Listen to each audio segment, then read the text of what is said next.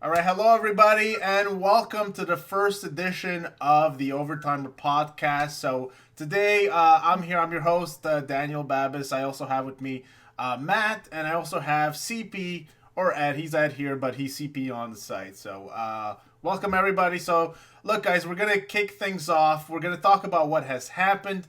In the recent few days on WWE and what happened on AEW Dynamite. So, of course, we saw last week at Hell in a Cell, we had a bunch of title changes, and not everyone is on board with what the WWE is doing. In fact, not everyone understands just what the WWE is doing. So, we're going to discuss a little bit about just what the WWE is doing and where they are going with all these title changes. So, first off, we had Randy Orton finally beat Drew McIntyre after what was it? This was his third attempt, right? So he got his third match and he finally beat Drew McIntyre. And it seems like Drew McIntyre might be in the picture or might be out of the title picture. It's not very clear just what is going on. And then we have the Fiend that has kind of come into the picture, and the Fiend might be going after the title as well. So I don't know. What do you guys think about this whole thing? Are you guys are you guys fans of what the WWE is doing with the title and how they made Drew McIntyre lose it this past Sunday? No, it was definitely a mistake to take the title off him. He was the hottest thing in the company going right now. Like, his first world title run will never see a fan. He's became the worst drawing world champion, beating Diesel because, well. And that's just sad right there. He was having a great reign. Sadly, he had to have 3 matches in a row with Orton. They were all kind of similar. Yeah, exactly. They're very. But I didn't feel the need for 3 matches. Yeah, I think the biggest part was just the fatigue of it because it's that every time Orton beat Randy, it was always some kind of interference or something unexpected happened. And it's like, okay, in a way, you need that third match to what are they just straight up with each other? At the same time, was it really necessary? That Orton, sorry, McIntyre was a phenomenally popular champion. I mean, he held it for over 200 days. People loved him. Yeah, So this, I did. you know, so And he'll definitely win yes, it again, just with how good his first reign was. This was more. It was a good time to have a trial run where WWE's not trying to draw in fans right now. They're kind of just doing their own thing in the Performance Center and the Thunderdome and all that. right. But across the board, Drew just got fantastic reviews from fans. Like, his matches were great. I mean, he got a good match out of Bobby Lashley, for hell's sake. Like, He kind of kickstarted Bobby Lashley's resurgence, right? Because Bobby Lashley now all of a sudden is a viable, kind of like top Carter in the WWE. He was kind of just languishing in the depths of mediocrity for the what was it, like 17 years, 14 years since he last got his title shot, like MVP said. And he was just kind of up and down, was involved in a in a romance with Lana that was complete bullcrap, and everyone hated that angle. Rusev left the company, and the angle just kind of disappeared. All of a sudden, MVP came into the picture, and he got a divorce. I mean, we don't even know if he actually finalized the divorce. I'm not sure if we know that, but it kind of just it ended very quickly once MVP got into the picture. It was a little funny how WWE did away with that whole angle. I just had one question though, CP. You said that every time Drew and Randy faced, there was interference. Can you just remind me what happened in the first match? I just for some reason have was there interference in the first match too? I want to say there was something, or at least something unexpected. I honestly, I cannot remember back to it. I remember I wasn't a big fan of it. I remember it was Orton went for the RKO. Drew got him with a roll up to end the match. Basically, not okay. it was just Okay, so it wasn't interference. Okay. So it was just kind of like a bullshit ending, basically. It wasn't a clean like Drew beats Randy and he's just the more stronger, dominant guy. He kind of just got him. It was definitive. There's going to be another match kind of finish. Yeah. Yeah. Considering it was on SummerSlam, that's kind of... The SummerSlam one, that kind of stuck where they took like 5 or 6 guys that all hitting their finishers, and McIntyre was still pushed to the brink of beating him. And that one just kind of... that made McIntyre look so weak, where you got this guy that's already had the crap kicked out of him by everybody, and he still barely beat him. And that was story-wise in that match, having basically Randy just takes all these people, and they also like, oh, you know what? Let's just kick his ass this night. But at the same time, though, it should have just been McIntyre just went in and just sweeped him off after that, like not just struggling for the finish, struggling to stand afterwards. Just was not a good look. Or even just have like have a good match and have him get jumped, say the next night on Raw. Yeah. By everybody, they just corner him in the room and they turn the lights off that time. It would just been just that one night. That just for me, that just made McIntyre look just so much weaker. And it's a guy that was basically dominating everybody. And this is kind of my feeling as well. Is I feel like they had some pretty close battles, and in Hell in a Cell, Randy beat Drew clean. He beat him clean. That was a clean finish, and that made Drew look weak. I mean, you guys are saying he was already looking kind of weak before that. Of course, Randy beat him with an RKO. I think it was a week or two before. When in the previous few months, like Drew would kick out of finishers at like 1, right? All of a sudden, an RKO was doing him in. I think the WWE is trying to play off the fact that Drew is a little vulnerable, and he's been, I guess, since he got kicked in the head 3 times. The story, I guess, logically speaking, would be that Drew is still a little injured, or he's been a lesser version of Drew. But the kicks in the head were like 2 months ago. I'm not sure how that played out at Hell in a Cell and why Randy was able to have a completely clean finish on him. There was nothing shady about that finish. Yeah, he kicked Drew, or he punched Drew's hand and then Drew fell off, but that's legal, right? Like Drew could have done it to Randy. That's all a part of Hell in a Cell. So Randy had a completely clean win, completely looked more dominant than Drew, which was a weird way to write this whole thing. I really did not really understand that. I thought at least Randy was going to get a low blow or something. It just didn't make sense to have Randy beat Drew so cleanly at Hell in a Cell. And then, of course, on the next night on Raw, Drew kind of like viciously attacks Randy at the end of it. And did he take his eye out? Did he gouge his eye out at the end? The first time it happened this year. Can't wait for the first eye hunter. I don't know. That's something I didn't like about the ending for that. And before Hell in a Cell, they just kind of ended it suddenly, and it's not like I likened it almost to the Attitude Era where you had a big brawl at the end and they ended things, but there you always had someone separate. You had some kind of end to it. For 2 weeks in a row now, we've had some where we have no clue what happened after the fact. Did he do something to Orton? Didn't he do something to Orton? And it's just kind of... Well, he took a pen or a pencil, right? Right? I mean... Because, okay, I was going to rewind it, and then, something happened, and I didn't get to it, and then I never got the chance to do it. So I was going to watch it, because I was pretty sure it looked like he took a pen, and he stabbed it in Randy's eye, just kind of like Seth Rollins did to Rey Mysterio. I was like, what the hell is going on? Why is this happening? And kind of like he's going back to the character he had when he was feuding with Dean Ambrose, was on the way of the company, just killing him every week. I'm pretty sure he stabbed him with a pen in the eye at some point then as well. Oh, really? Yeah, he stabbed Dean, not Randy, obviously. But I think this is not the first time McIntyre stabbed someone in the eye with a pen. I think it's pretty obvious someone at WWE headquarters has a fetish with people getting their eyes gouged out. I don't know why it seems to be such a common theme recently. It's kind of weird. It's like a horror movie. Someone got an eye taken out. He's like, "This is such good shit. We gotta have this in every match." It's so freaking weird. It's so weird to have a similar angle run like 3-4 months after the Rey Mysterio angle was run. If you want to get real into it, it's almost like they have a thing against battling champions. If you think about Kofi Kingston, he never turned down a challenge. He kept pointing out, "Well, this will wear you down. This will wear you down," and they kept saying that about McIntyre too.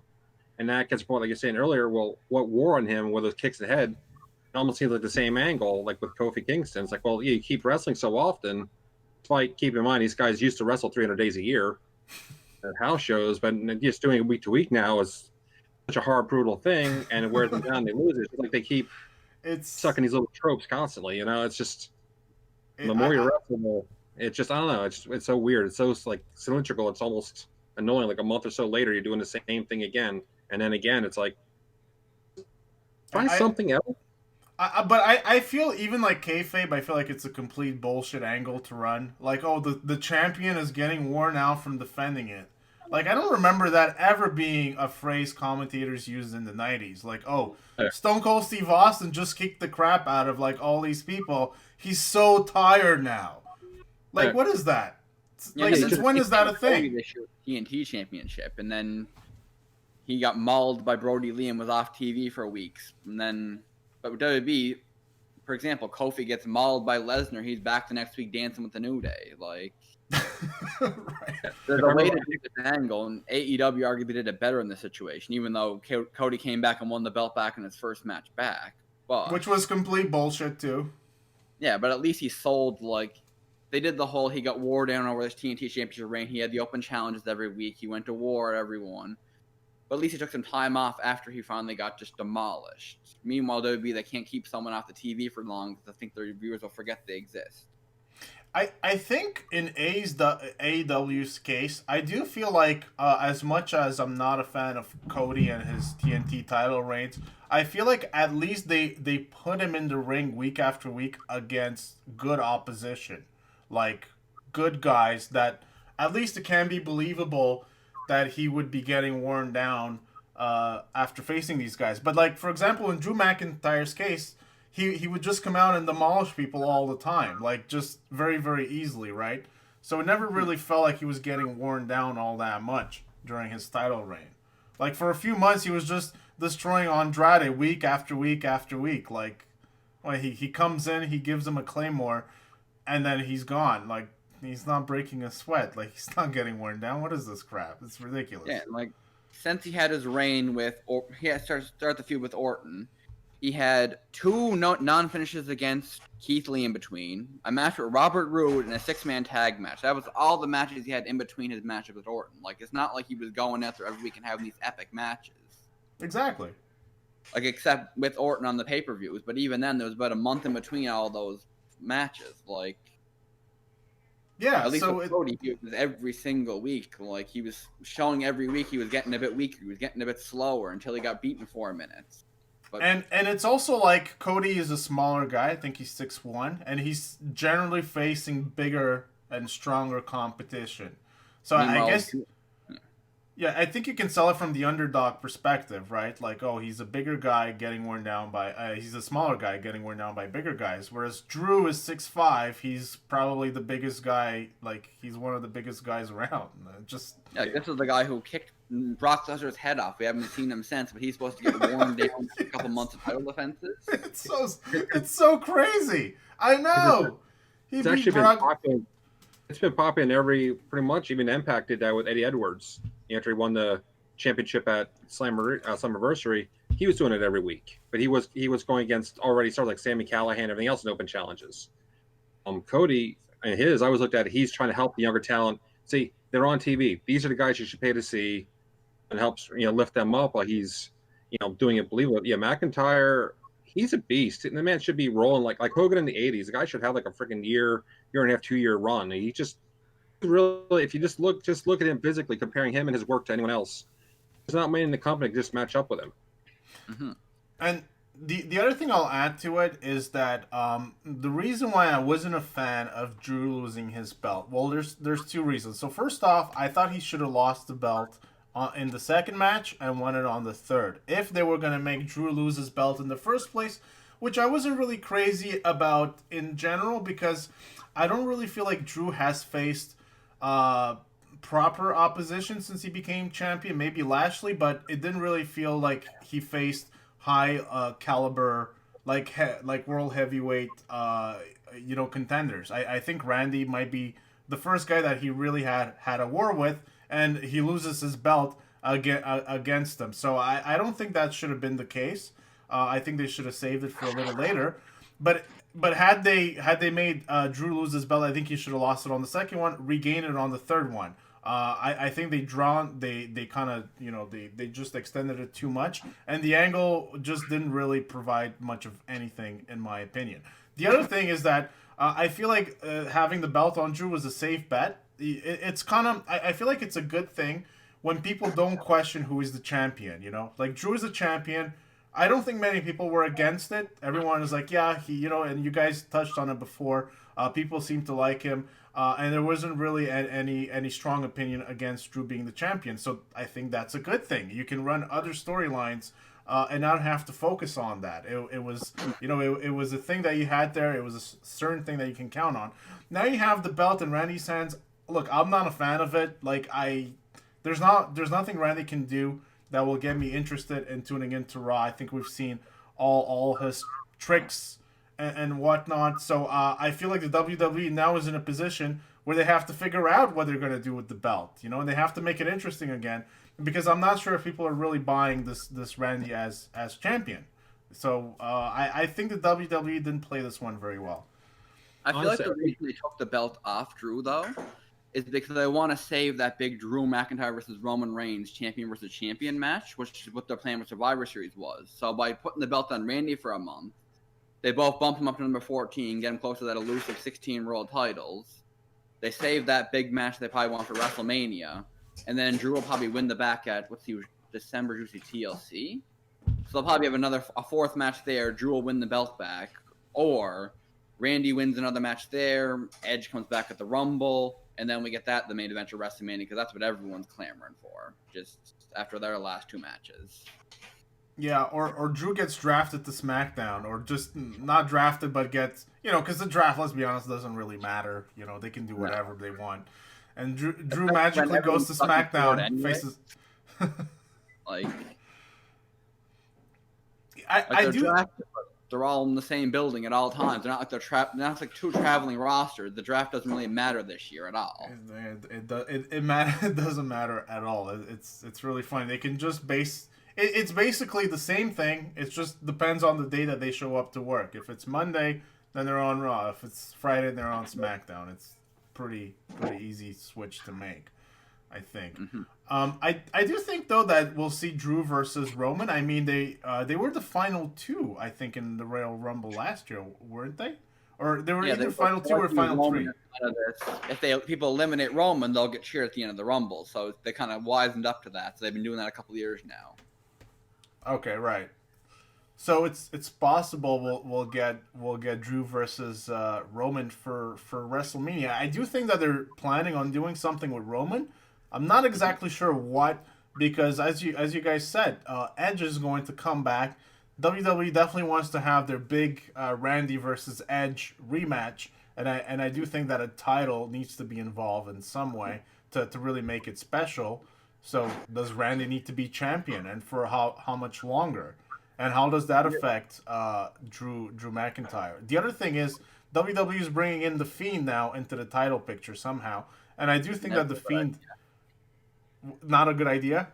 Never a good idea. The Fiend is one of those characters, like they've always booked him as too strong to beat, and they have to put a bunch of bullshit to try to take the title off them, or just put him against Goldberg, I guess. But I find just 9 times out of 10, whenever the Fiend has the title, it's just he's not the kind of character who should be looking for titles. He's always looking for, like, I want revenge on this person for what they did.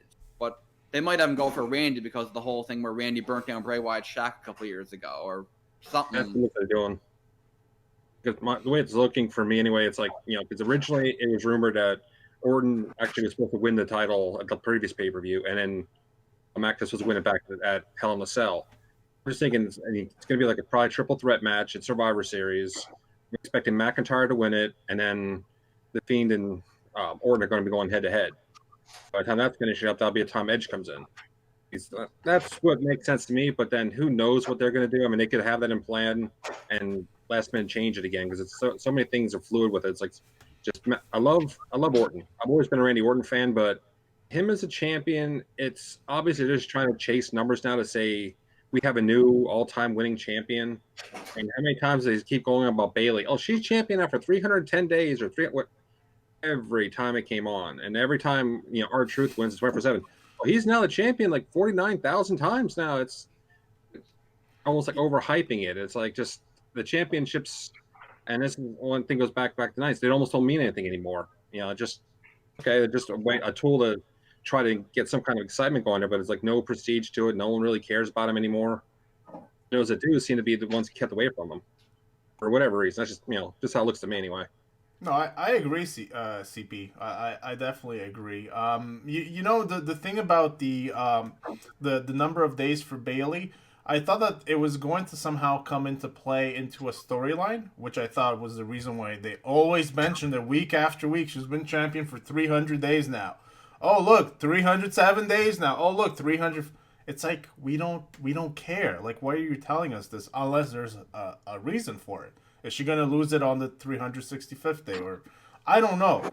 So I thought there had to be a reason, but there wasn't. So I kind of jotted down to perhaps commentators being lackluster in WWE and just looking at talking points and things of that nature, like days of title reigns and how many belts they had, or just like the really easy talking points to have, and they just roll with it. That's what I think. Obviously, it comes like the directive to really focus on that comes from the top, obviously, but I like no one really cares, guys. It's a scripted show. Like, it doesn't matter that R-Truth is 46-time 24/7 champ. He's gonna be 100-time champs by spring next year. Like, it does obviously we all know we're not stupid.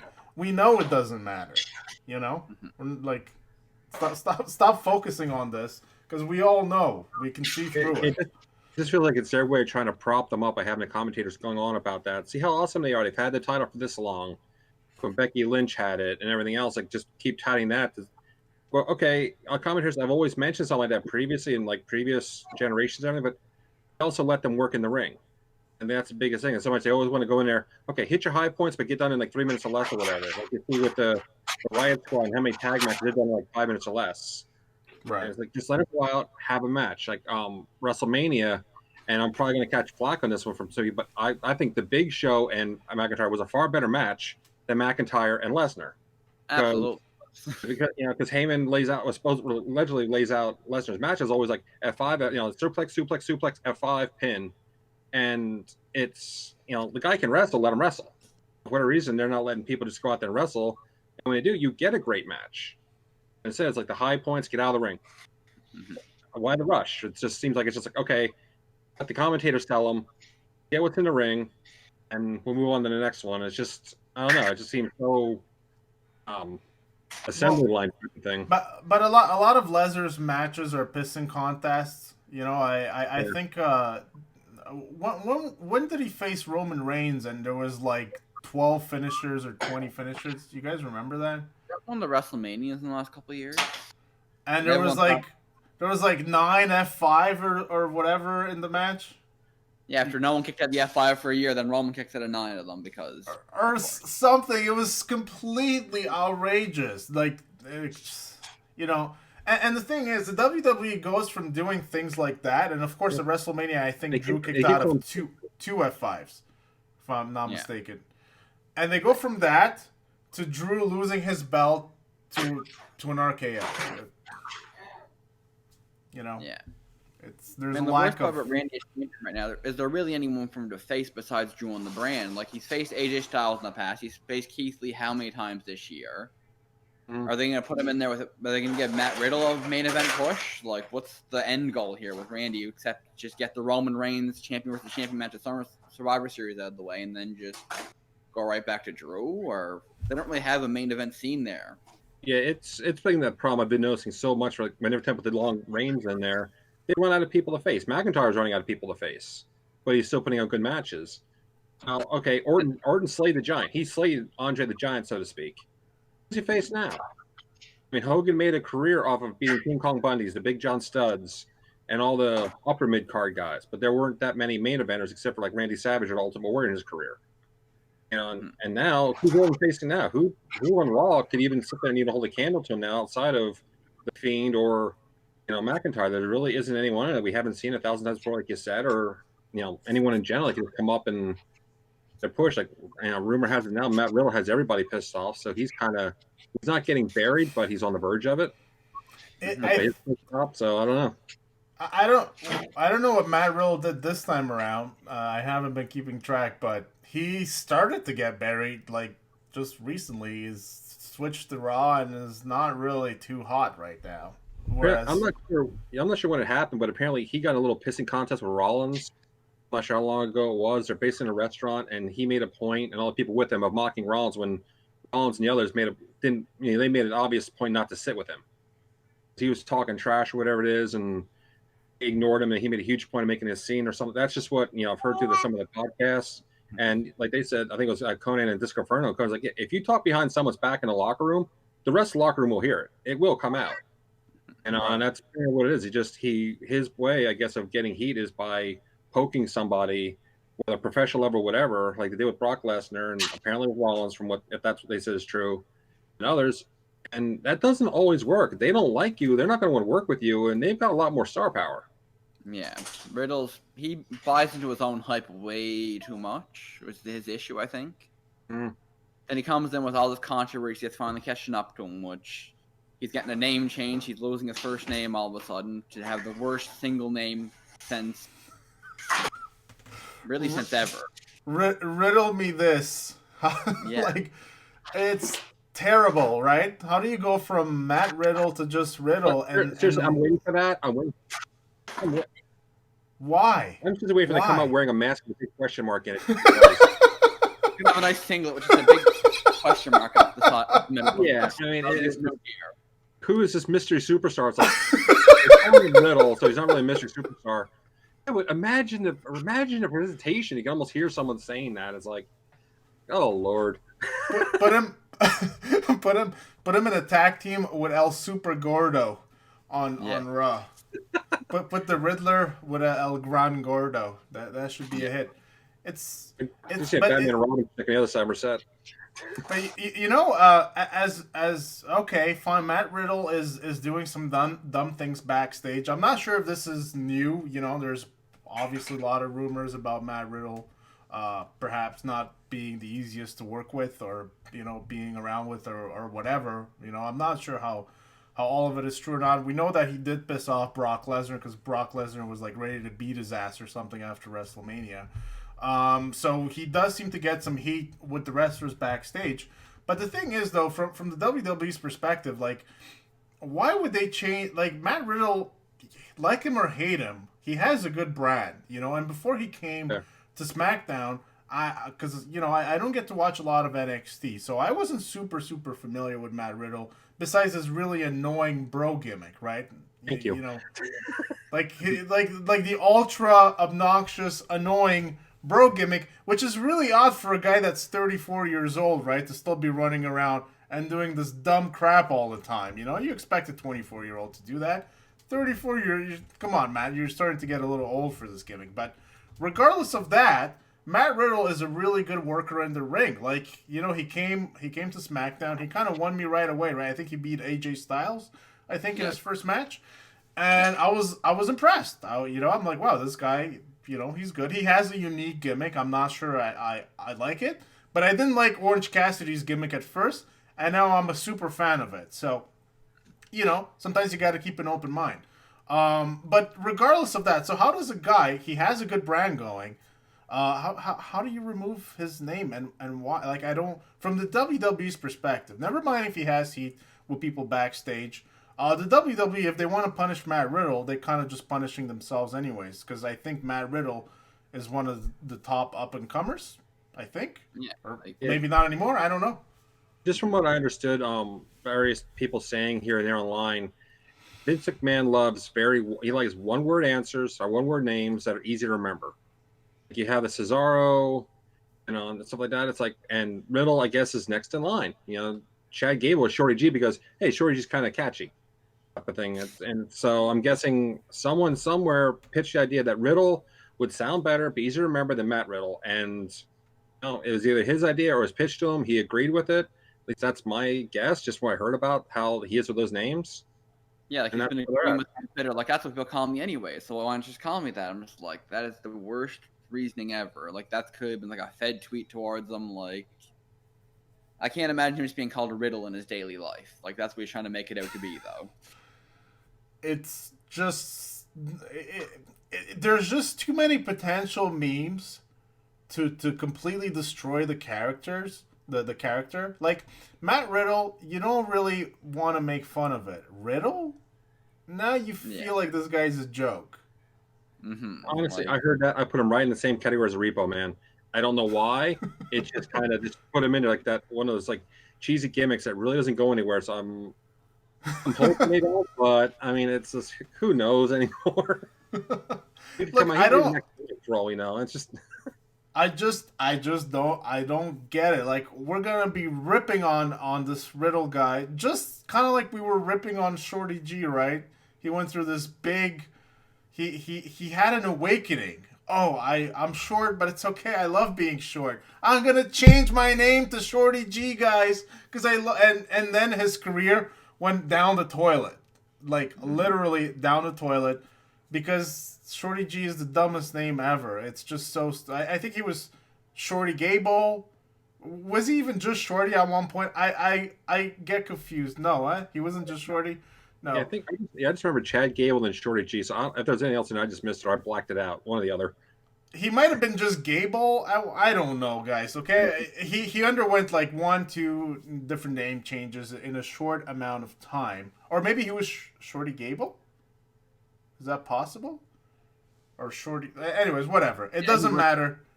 Shorty Gable listed as one of his ring names on Cage Match here, so he must have at least went by that for like a week, and then they probably put Shorty G after that. Yes, exactly. So I remember he changed it just for a little while, and then he changed it again, and now he's changing it again. So he had a Chad Gable back, and then we get Riddle as a counterweight to it. We can't have two things at once there. Yes, exactly right. When he first came out, I really thought, they're going to do him in the whole, Kurt, oh my God, I forgot Kurt Angle. Sounds really weird saying that. The whole gimmick, like Olympian, this, except without the gold medal. Then they got away from it, and now it's like they're going back to that. Like, well, yeah, the Olympics are around the corner. Let's build him up as a former Olympian. And it just feels like they're going back to what they abandoned initially for whatever reason. I kind of thought, all right, it's cool. It's a cool nod to Angle, everything. But now, I don't know. I guess they're going back to it. At least I'm hoping that's the angle they're going to go for. Anything else, I'm almost scared to ask. If I was Shorty G, I would be scared to ask too, because the way that they buried this guy is pretty remarkable, actually. And it did kind of piss me off. It pissed me off a little bit because I don't think that you change a guy's name, to like, you don't make a guy's name Shorty. Kind of like you're kind of hinting that this is short people get bullied or something, but in this case this guy's getting empowered, and as soon as he supposedly gets empowered and embraces his shortiness, he starts getting smashed all the time. It's, I don't know, like the message for that is kind of weird in my opinion, which is why it was stupid from the get go. I mean, how many times did he get smashed by Sheamus? Like 10? Oh God, let's see.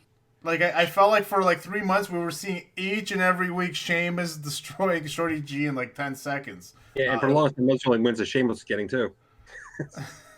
Yeah, but the thing is, Sheamus didn't really go anywhere either because he was just squashing Shorty G. It's just amazing the amount of squash matches are just being televised for whatever reason. It's like, if it's like a Lars Ulrich, wrong genre. Lars Sullivan, that's one monster. He's supposed to destroy him, but it's like, just have Gable go out there and get squashed by Corbin or Sheamus or anyone else. It's like, and he's supposed to be empowering people. It's like, well, shouldn't he be doing like a Shawn Michaels thing, like just using his speed and agility and overcoming Diesel type of thing? It's like, it just didn't make any sense to me from day one. It's just like, well, that's empowering. Watching your hero getting stomped on every day. It's like, yeah. It's almost like the WWE, someone at the WWE was trying to make an example out of Shorty G. The way that they wrote him the past 6-7 months, it was the guy embracing his kind of like weakness, and then as soon as he embraces his weakness, he gets basically embarrassed all the time and gets made a fool of. It's just a very weird way to write a character. I mean, it could easily just be someone's just weird sense of humor, and it's like, whatever reason, very weird. Yeah, it's just, let's make fun of this guy and do this to him now. Oh, that's really good. Okay, thank you. Next. Yeah, so look, we'll see what happens with Riddle, the Riddler, whatever. Like I said, the memes they're gonna come for sure, and they might destroy the character. We'll see. WWE loves to do this. I don't get the one like word names. I don't think that works, but. I just wonder who's going to be next for that. Are we just going to get Keith soon, or just Ron? Just Drew. Yeah, Drew.